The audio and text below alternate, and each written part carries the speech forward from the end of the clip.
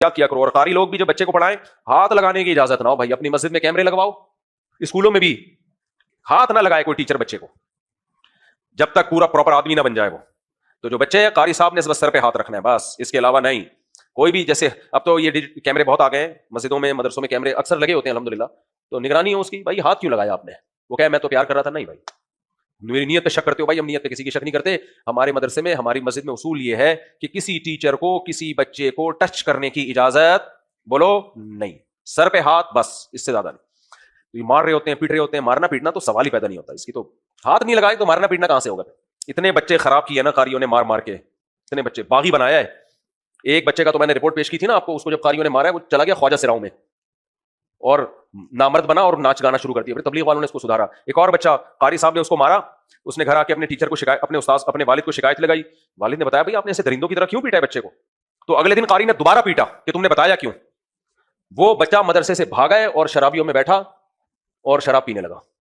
تو بہت کمپلینز ہیں, بڑے بھاگے. میرے دونوں بڑے بھائی, میرے جو سب سے بڑے بھائی تھے, ان کو بھی قاری صاحب اتنا کوٹتے پیٹتے تھے وہ بیچارے پڑھ ہی نہیں پائے. والد صاحب نے ان کو بھی عالم بنانے کے لیے داخل کیا تھا. مجھے بتاتے تھے میں جب جاتا تھا تو مرغا بنا دیتے تھے بس مجھے مرغے کی ٹریننگ کے لیے. میں نے کہا اس سلسلے میں حاضر ہوں. جب گھر آتا تھا تو مار پیٹ کے نشان پڑے ہوئے ہوتے تھے. تو والد صاحب نے تو کہا نہیں پڑھنا ہے, نہیں کب تک چلے گا ایسے بھائی. تو وہ بھی رہ گئے. تو میں جب مدرسے میں گیا تو ہمارے مدرسے میں مار پیٹ تھی نہیں, عزت تھا, احترام تھا, طلبہ سے شائستگی سے. ہمارے حضرت ایسے بات کرتے تھے, بیٹھیے, لائیے, یہ یہاں رکھ دیجئے. ہم نے کہا یار بڑے خاندانی استاد ہیں بھائی. ٹیچر کا اسٹائل کیا ہوتا ہے؟ لاؤ ہے بے غیرت کہیں کا, ایسے گالیاں بے غیرت. بعض ٹیچر, سارے نہیں. ہم نے کہا یار وہ ہمارے جو اساتذہ تھے وہ بھی ایسی بات کرتے تھے, تشریف لائیے ایسے. ہم نے کہا خاندانی قسم کی اردو چل رہی ہے بھائی یہاں پہ. حالانکہ ہمارے حضرت پنجابی اسپیکنگ تھے, پنجابی زبان تھی. پنجاب والا آئیے بیٹھیے, عجیب سا لگتا ہے کہ نہیں لگتا؟ ہمارے ایک دوست ہیں فیصل آبادی, جو کوئی جھگڑا چل رہا تھا, میں نے کہا ان کو گالیاں دو اپنے جو تم سے لڑنے آ رہے ہیں. کیا میں نے کہا ان کو بولا الو کے پٹھے تیری ایسے بات کرو. کہہ رہے مفتی صاحب یہ فیصل آباد میں یہ شریفانہ کلام ہے, الو کے پٹھے مٹھے یہ سے جوم ہی نہیں رہیں گی. وہ کہے گا یار بڑا شریف آدمی اور کھاؤ اس کو.